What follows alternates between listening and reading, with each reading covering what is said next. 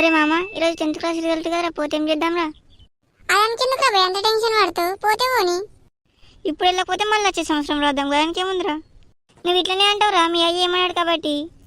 ఒకవేళ నేను పేరైతే మా మమ్మీ చీపురు గడితో కొడుతుందిరా, నాకు అదే బుగులు. ఒకవేళ ఫెయిల్ అయితే ఏం చేస్తావురా మామ నువ్వు? మా బాప రెండు బల్లు కొనిస్తా అన్నాడు ఫెయిల్ అయితే, ఇక వీటికాడికే పోవాలి ఇట్లకెళ్ళి. హే చట్, అదంతా కదా, ఎట్లకెళ్ళి మనం అందరం ఫెయిల్ అవుతాం రా.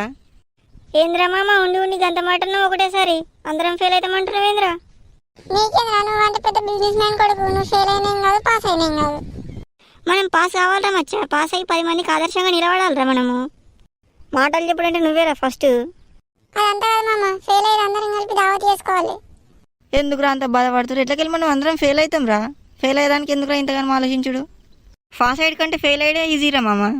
ఇప్పుడు పాస్ అయినామనుకో, ఇప్పుడు ఇంటర్ చదవాలా, డిగ్రీ చదవాలా, మళ్ళీ జాబ్ చేయాలా, అదంతా ఉంటుంది కథ. అదే ఫెయిల్ అయినామనుకో, సింపుల్గా రెండు బళ్ళు కొనుక్కోవచ్చు అంతే. నువ్వు చెప్పేది తింటుంటే ఇదే ఈజీగా ఉన్నట్టుంది మామ, పాస్ అయ్యే కంటే ఫెయిల్ అయ్యే. సరే అట్లనే కానిద్దాం మరా.